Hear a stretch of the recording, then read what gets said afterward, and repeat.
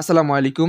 SSC ২০২৬ সালের পরীক্ষার্থীরা, তোমরা যারা ২০২৬ সালে এসএসসি ও সম্মান পরীক্ষায় অংশগ্রহণ করবে, তোমাদের ২০২৬ সালের এসএসসি পরীক্ষার পেছানো নিয়ে কিন্তু তোমরা পেছানোর জন্য কিন্তু তোমরা আন্দোলন করেছিলে। পাবনার যে শিক্ষার্থীরা রয়েছে ২০২৬ সালের এসএসসি পরীক্ষার্থীরা, তারা কিন্তু আন্দোলন করেছে তোমাদের এই পরীক্ষা পেছানো নিয়ে। তোমাদের যে শিক্ষামন্ত্রী রয়েছেন ডক্টর এহসানুল হক মিলন, তিনি কি আপডেট জানিয়েছে যে এক্সাক্টলি তোমাদের পরীক্ষা পেছাবে কিনা?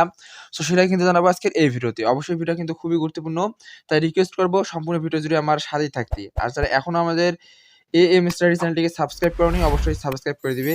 আর যারা ভিডিওতে এখনো লাইক করোনি, অবশ্যই লাইক করে দিবে। সো চলো দেখে নেওয়া যাক যে এক্সাক্টলি তোমাদের যে শিক্ষামন্ত্রী রয়েছেন ডক্টর এহসানুল হক মিলন, তিনি কি আপডেট জানিয়েছেন তোমাদের পরীক্ষা পেছানো নিয়ে।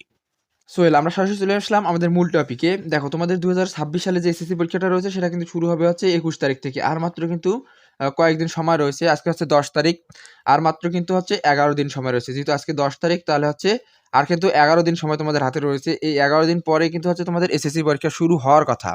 এখন তোমরা কিন্তু এখানে আন্দোলন করতেছো তোমাদের পরীক্ষার কিছু দাবি নিয়ে। যেমন হচ্ছে তোমাদের যে শিক্ষামন্ত্রী রয়েছেন ডক্টর এহসানুল হক মিলন, তার পদত্যাগের জন্য কিন্তু তোমরা আন্দোলন করতেছো বা তোমাদের পরীক্ষা সহজ করার জন্য আন্দোলন করতেছো।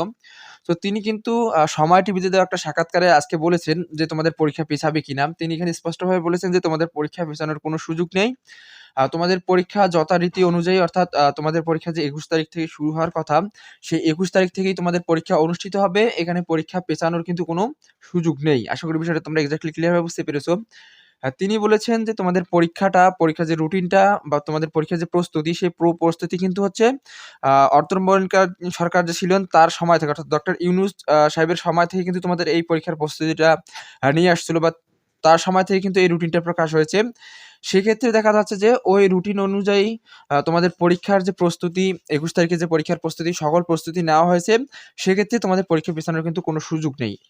আর তোমাদের যে শিক্ষামন্ত্রী রয়েছেন তিনি কিন্তু এই নিউজটা তোমাদের জন্য জানিয়েছেন যে পরীক্ষা পেছানোর কোনো সুযোগ নেই। তোমাদের পরীক্ষার যে প্রস্তুতি অলরেডি তোমাদের যে কেন্দ্রের তালিকা প্রকাশ করা হয়েছে। তোমাদের অ্যাডমিট কার্ড কিন্তু আগামী হচ্ছে ৮ তারিখ থেকে দেওয়া শুরু করবে। ৮ তারিখ থেকে যেহেতু দেওয়া শুরু করবে, সেক্ষেত্রে হচ্ছে তোমাদের কিন্তু ৮ তারিখ, অর্থাৎ ১ সপ্তাহের মধ্যে কিন্তু তোমাদের যে অ্যাডমিট কার্ড রয়েছে, সেই অ্যাডমিট কার্ড কিন্তু গ্রহণ করার জন্য কিন্তু তিনি কিন্তু নির্দেশনা দিয়েছেন যে ১ সপ্তাহের মধ্যে তোমাদের অ্যাডমিট কার্ড দেওয়া হবে। এখন কথা হচ্ছে যে ৮ তারিখ থেকে যেহেতু তোমাদের অ্যাডমিট কার্ড দেওয়া হবে, তোমাদের পরীক্ষার সকল প্রস্তুতি শেষ। অলরেডি পরীক্ষার খাতাও চলে আসছে এবং হচ্ছে পরীক্ষার যে প্রস্তুতি রয়েছে, প্রশ্নের যে প্যাটার্ন রয়েছে সেটাও কিন্তু অলরেডি তৈরি হয়ে গেছে।